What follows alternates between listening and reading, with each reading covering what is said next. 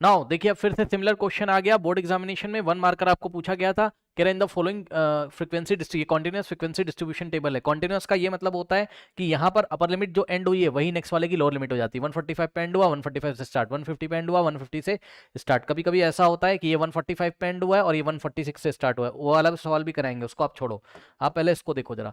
तो यहाँ पर आपको क्या निकालनी, मीडियन क्लास। तो अब हम पूरी टेबल नहीं बना रहे, ऐसा ही सवाल कराया था। ये आपको क्या देके रखा है, फ्रीक्वेंसी। तो मैंने आपको क्या बताया था बताओ, हालांकि ये हॉरिजॉन्टल टेबल है, आप खड़ी खड़ी टेबल बनाओगे एग्जाम में, ठीक है।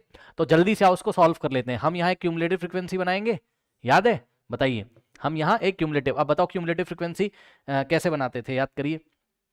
तो फर्स्ट वाले को ऐसे ही कॉपी कर देते थे, फिर दिस प्लस दिस करते थे, कितना आता था बताओ, यहाँ कितना आ जाएगा 20, फिर दिस प्लस दिस करो कितना आ जाएगा 45, फिर दिस प्लस दिस करो कितना आ जाएगा 75। क्या मैं सही हूँ, फिर चेक कर लो, फिर दिस प्लस दिस करो कितना आ जाएगा 75 प्लस 15 कितना होता है 90, सही है, ये आ गया 90, और 90 प्लस 10 करोगे यहाँ कितना आ जाएगा 100, सही है। ओके, तो अब हम डायरेक्ट कर दे रहे हैं ना, अब हम वर्टिकल टेबल नहीं बना रहे हैं, इसी में हम सॉल्व कर दे रहे हैं। फिर क्या बताया था आपको, मीडियन क्लास निकालने के लिए क्या बताया था, याद करिए।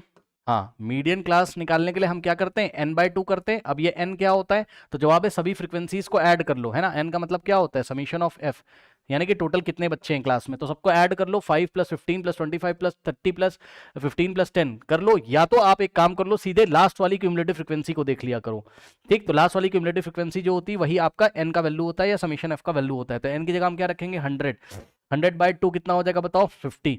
अब हम जाके चेक करेंगे क्या, कि वो वाला क्लास इंटरवल कौन सा है जिसकी क्यूमुलेटिव फ्रीक्वेंसी या तो 50 हो जाए या तो 50 से जस्ट ग्रेटर हो जाए। यानी कि आपको जाना है क्यूमुलेटिव फ्रीक्वेंसी में, कहाँ जाना है आपको, क्यूमुलेटिव फ्रीक्वेंसी वाले हाँ कॉलम में जाना है या रो में। आप यहाँ पर रो है, खड़ा खड़ा बनाओगे तो कॉलम हो जाएगा, ठीक। और आपको चेक करना है 50 आ रहा है कहीं, अगर नहीं आ रहा तो उससे जस्ट ग्रेटर नंबर देखोगे। तो 50 आया, नहीं आया, नहीं आया, नहीं आया, फ्रीक्वेंसी में मत देख लेना भैया, क्यूमुलेटिव फ्रीक्वेंसी में देखना है, ठीक। 45 के बाद 50 आना चाहिए था लेकिन नहीं आया, लेकिन कोई बात नहीं, 50 नहीं मिल रहा है तो 50 से जस्ट ग्रेटर देन नंबर कौन सा मिलेगा, 50 से बड़े तो बहुत सारे 90 100, लेकिन जस्ट 50 से बड़ा वाला ये रहा, ठीक। तो आपको क्या लेना है यहाँ पर 75 लेना है, ठीक। और 75 के करस्पॉन्डिंग जो क्लास है वो वाली क्लास ही क्या होगी आपकी, मीडियन क्लास, सही है। तो यहां पर आंसर हो जाएगा आपका क्या, मीडियन क्लास कौन सी हो जाएगी यहां पर आपकी, तो जवाब है मीडियन क्लास हो जाएगी आपकी 155 टू 160। कोई डाउट है, तो ये क्लास आपकी मीडियन क्लास हो गई, ठीक है ना।